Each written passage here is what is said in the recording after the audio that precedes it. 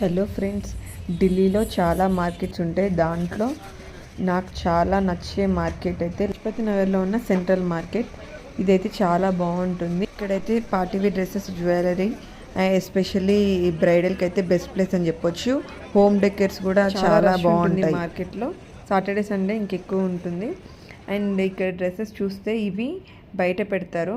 600 నుండి స్టార్ట్ ఉంటాయి. చాలా బాగుంటాయి. ఇక్కడ చూసారా 50 రూపీస్ ఇయర్ రింగ్స్ ఎనీవన్.